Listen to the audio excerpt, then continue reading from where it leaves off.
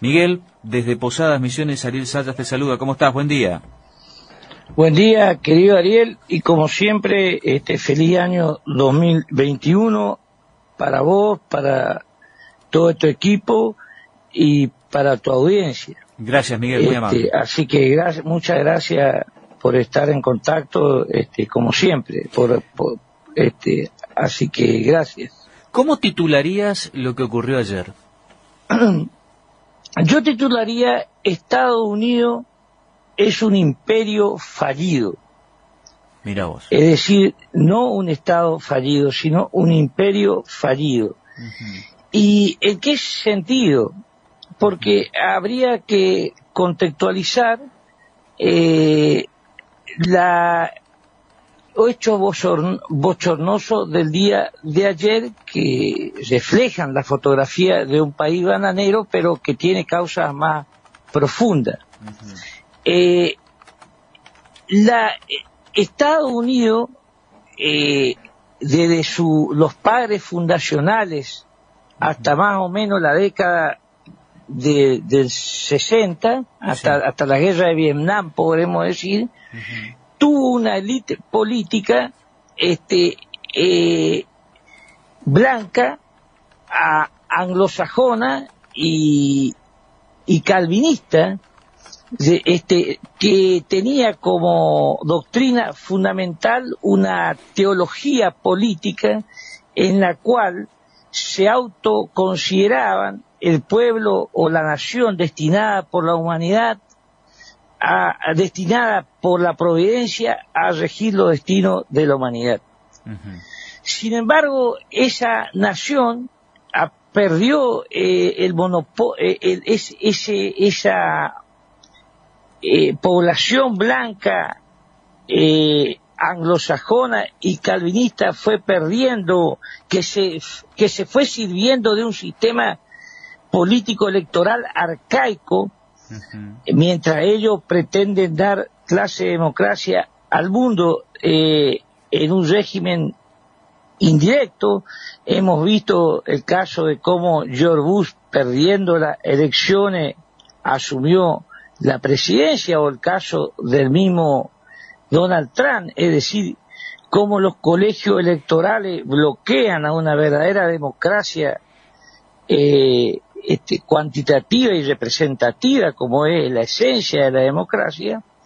Este sector fundacional se sirvió de este sistema que diríamos poliárquico más que democrático, es decir, un régimen en el cual una oligarquía se sirve de la democracia para detentar el poder. ¿Esto por qué? Porque la inmigración hispánica y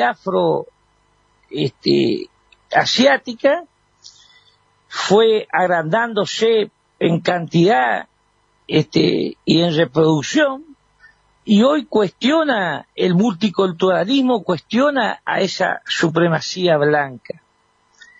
Y de alguna manera Donald Trump fue la expresión de una supremacía blanca que se autodenominaba patriota y soberanista en contra del otro bloque cultural, es decir, Estados Unidos está dividida culturalmente, y por lo tanto esto quedó reflejado, y hay un empate social, porque Biden hizo la elección más grande de la historia del partido demócrata, sacó 74 millones de votos, pero Donald Trump, a pesar del desgaste que había tenido producto del COVID, etcétera, hizo también una enorme elección, 60 millones de votos tuvo. Entonces, desde un principio no reconoció, y los movimientos de derecha extremista en Estados Unidos, hay alrededor de 7.000 organizaciones terroristas de derecha y que proclaman la supremacía blanca racista a nivel mundial, todos seguidores en este caso de Trump, más las redes sociales y más la radicalización que hizo Trump de su discurso, no reconociendo a Biden, al presidente electo, hizo de que ayer un trámite formal, que era la certificación de los congresales para proclamar al presidente electo que tienen que asumir el 20 de enero, ya venían preparando lo que podríamos denominar en términos de la categoría que conocemos en América Latina un autogolpe. Ah, mira. Es decir que, claro, un autogolpe en el cual supuestamente había un fraude y ese autogolpe lo tenía que hacer el vicepresidente, porque la sesión estaba presidida por el vicepresidente Pence. Y sin embargo, el vicepresidente se niega a hacerlo y allí las turbas entran directamente al Congreso. Llama la atención cómo entraron ahí adentro del Capitolio, así como aquella vez entraron al Congreso. O sea, ¿te acordás en la época de la Rúa y en el Congreso había puertas blindadas? Sí. Y hacen tal, diríamos, una escena fotográfica de un país en declive, en decadencia, en el cual hoy todos los países del mundo dicen que Estados Unidos debe modernizar su democracia. Una escena digna de un país del África, a la cual ellos tanto critican y que son en realidad víctimas del sistema y no ganadores del sistema, como ellos, a tal punto que hubo 4 muertos, con una total irresponsabilidad. Trump llamó a la violencia, pero esto en realidad lo que saben en Estados Unidos, este llamado a la violencia viene siendo dado aproximadamente desde hace un mes. Era una fotografía cantada por todos estos grupos de derecha radicalizados, blancos, en el que se declaran superiores a sus conciudadanos y que no, por lo tanto, siguen pensando que Estados Unidos es la nación que tiene que regir al mundo. Es decir, que de alguna manera Trump sufre las consecuencias de un país que quiso globalizar, por eso el imperio fallido, que quiso globalizar al mundo sin que Estados Unidos sea globalizado. Hoy Estados Unidos, la duda que nos queda a todos después de lo que veíamos ayer, y esto es lo que me gustaría profundizar contigo, Miguel, que sos un académico, estudioso en esta materia ya hace décadas. ¿Estados Unidos sigue siendo una potencia después de esto? Sí, es un actor, podríamos llamar en términos ya de la multipolaridad naciente del siglo XXI, que Estados Unidos es un actor hegemónico mundial, con otros estados, con China, con Rusia. Es decir, hay una multipolaridad. Sin ninguna duda, Estados Unidos es un actor hegemónico a nivel mundial. Lo que ocurre es que esa hegemonía, en relación al poder, al andarivel exclusivamente económico, ha perdido el liderazgo económico, mantiene el liderazgo militar, mantiene el liderazgo monetario, mantiene el liderazgo en las finanzas, en la revolución. Sin embargo, ha perdido el liderazgo en 2 andariveles. En el andarivel económico, China hoy exporta y tiene mucho más, que tiene un PBI de 5 billones de dólares y es el mayor acreedor de los Estados Unidos, de los bonos en dólares de los Estados Unidos, y al mismo tiempo China ha superado en la revolución industrial, en la 4ª revolución industrial, en lo que hace a la tecnología de la inteligencia artificial, de la robótica, del Big Data, es la primera potencia tecnológica mundial, algo impensable hace 10, 15 años atrás. Impresionante. Entonces, Estados Unidos, en esto, por eso llamaba un imperio fallido, porque su propia creación, que es intentar hacer del mundo una aldea global del libre comercio, y que generó sus propias consecuencias en su propio territorio, porque Estados Unidos, al irse las inversiones norteamericanas a otras regiones del mundo para generar más rentabilidad y menores costos que en la propia Estados Unidos, fíjense que ahí lo que se habla de la deslocalización de la producción, hizo de que Estados Unidos hoy tenga 50 millones de pobres. Claro. Estados Unidos es un país que tiene, en términos de estructura social, tiene la pobreza de un país del llamado tercer mundo. Entonces, aunque con Trump habían recuperado lo que él llamaba la reindustrialización en la América profunda, en la América más rural, más diríamos no tan en las grandes ciudades, que era el voto, donde está el voto duro de estos supremacistas blancos, pero a Trump lo que lo terminó, diríamos, liquidando fue el tema del COVID. Sin el COVID era impensable la derrota de Trump. Claro. Y bueno, y esta situación hace de que se haya creado dentro del Partido Republicano ala radical, totalitario, extremista. Es un ala novedoso dentro del Partido Republicano, porque Trump en realidad no viene de la política tradicional, es un outsider. A ver, para que los que más o menos seguimos la política norteamericana, ¿esto estarían más a la derecha del Tea Party? Más a la derecha que el Tea Party. Entonces, más a la derecha que George Bush, hijo, que salió a decir ayer que Estados Unidos era un país bananero. Él lo dijo expresamente. Entonces, y que el Tea Party, que era un movimiento que nace luego de la derrota de Bush, hijo.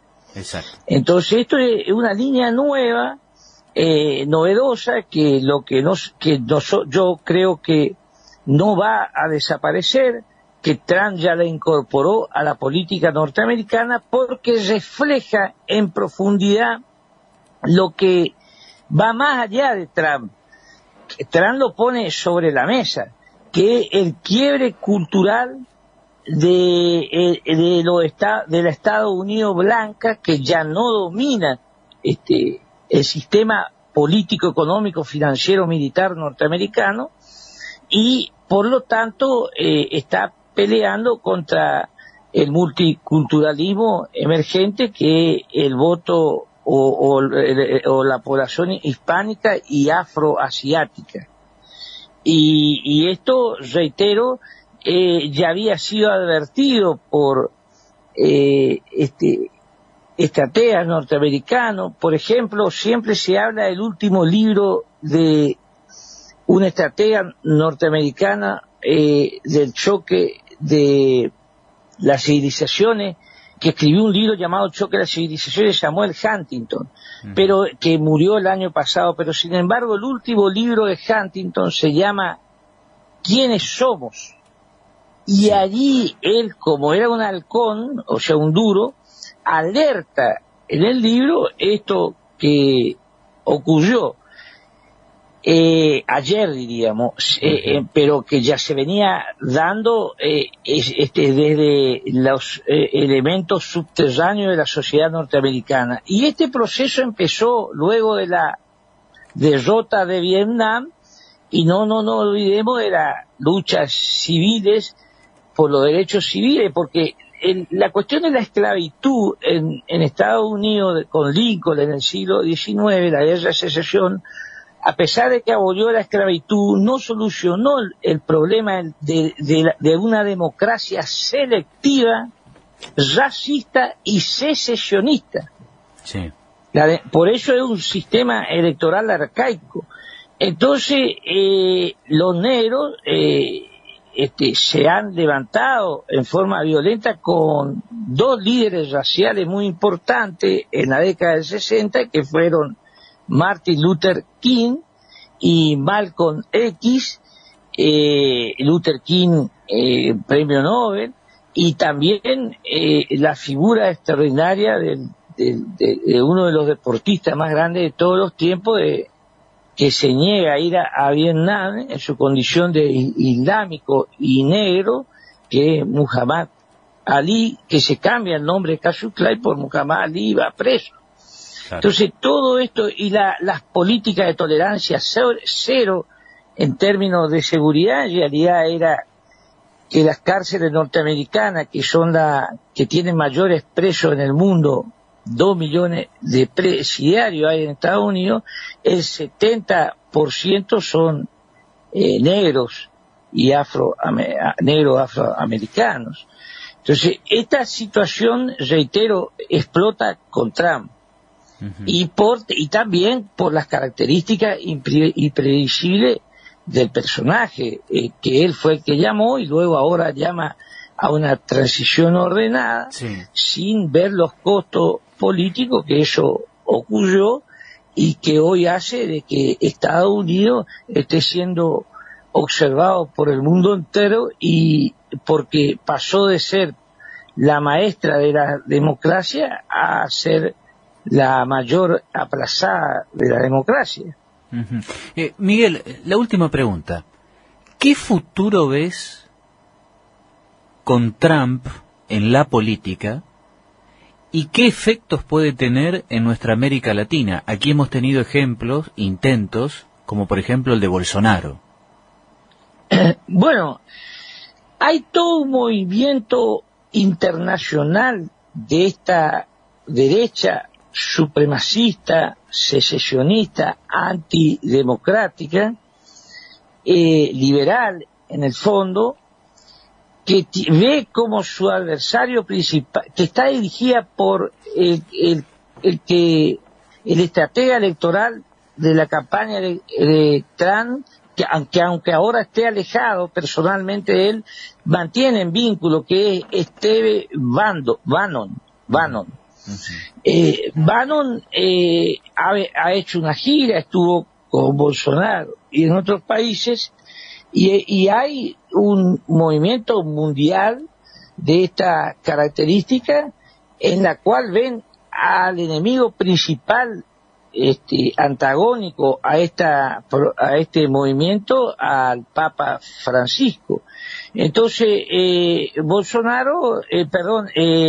Trump evidentemente ya se ha instalado en la política norteamericana porque representa un problema real que Estados Unidos tiene que solucionar, que es el sistema político, como dije anteriormente, y posiblemente eso tenga su eco a nivel mundial. Ahora, yo no le veo un eco triunfal, sino que lo que acá van a surgir, o pueden surgir, que en Europa de hecho surgió en Polonia, en Hungría, movimientos populistas, partidos populistas o Bolsonaro, que son en realidad partidos antisistema, secesionistas, liberales en lo económico y racistas en lo político, que son diferentes porque se lo quiere asociar la palabra populista a los movimientos nacionales